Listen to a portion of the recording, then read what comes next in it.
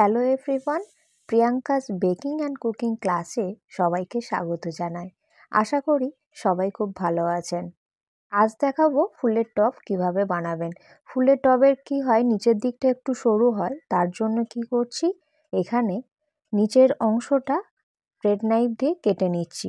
দেখে আশা করি বুঝতে পারছেন আমি কিভাবে কাটছি, ঠিক সেইভাবেই কিন্তু কেটে নেবেন, যেন নিচের দিকটা একটু সরু হয়। আমি পেজে যখনই ক্লাসের পর ফটোটা আপলোড করেছিলাম, সাথে সাথে অনেকেই আমাকে কমেন্ট করেছিলেন যে কিভাবে করেছেন সেটা দেখাবার জন্য। তো যাই হোক, এই কাটার পর স্পঞ্জগুলো কেন ফেলে দেবেন না, এরকম ওপরে দিয়ে দেবেন। তাতে কি হবে, 1 পাউন্ড কেকই এটা রয়ে যাবে। তো প্রথমে যেহেতু এরকম স্পঞ্জগুলো দেওয়া হয়েছে, তার জন্য আরেকটুখানি ক্রিম নিয়ে ভালো করে সমান করে নিতে হবে। সমান না হলে কি হবে, পরে যখন আমি আইসিংটা করব তখন ঠিকঠাক স্ট্রাকচারটা আসবে না। তো আমার এখন ভীষণ ভালো লাগে, আমি যদিও এই ভিডিও নিয়ে কোনো দিন ভাবিনি যে আমি এরকম ভিডিও দিতে পারবো।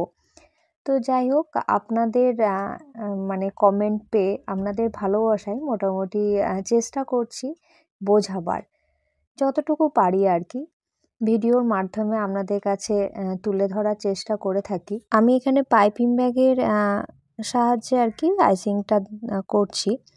তো আপনারা প্যালেট নাইফ দিয়েও করতে পারেন।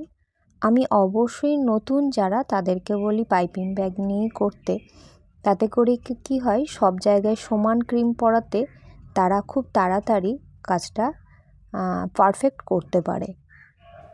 তো আচ্ছা, আমি এখানে অরেঞ্জ কালারটা ওপর থেকে দিয়ে দিচ্ছি। তা এখন করতে করতে মনে হচ্ছে যে কালারটা আরেকটু, যেহেতু টপ তো একটু ডিপ হলে ভালো হয়।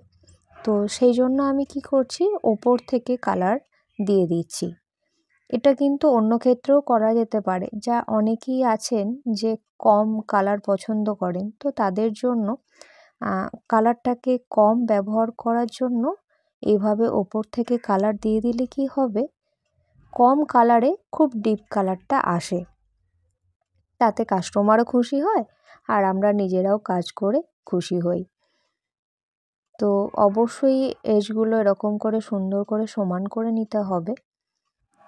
আমার এই ভিডিও থেকে আপনাদের যদি হেল্প হয়ে থাকে, তাহলে অবশ্যই আমাকে কমেন্টে জানাবেন।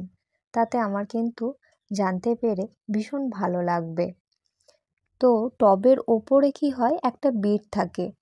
তো সেই বিটটা করার জন্য কিন্তু এখানে আমি 46 নাম্বার নজেলটা নিয়ে এভাবে বিট দেওয়ার জন্য দুটো লাইন দিয়ে দিলাম, একটা পাশে পাশে একটা ওপরে। এটা আপনি পাইপিং ব্যাগ শুধু কেটে, সামনেটা কেটে এটাই করতে পারেন, তাতেও ভালোভাবে হবে। এবার ওটাকে সমান করে নিচ্ছি। একদম ছোট একটা স্ক্র্যাপার নিয়েছি, যদিও এটা একটা সেট কেটে নিয়েছি আমি। তো সেটা দিয়ে আর কি সমান করার চেষ্টা করছি। একদম সমান, যতটা সমান করা যায় আর কি ততখানি সমান করে নেব। নিচেটা একটুখানি সমান করে নিলাম, আর একবার একটু ভালো করে সমান করে নিচ্ছি। ব্যাস, মোটামুটি টব আমাদের তৈরি। এবার টবের যে মাটি, সেটা আপনারা করতে পারেন চকলেট ডাস্ট দিয়ে দিতে পারেন।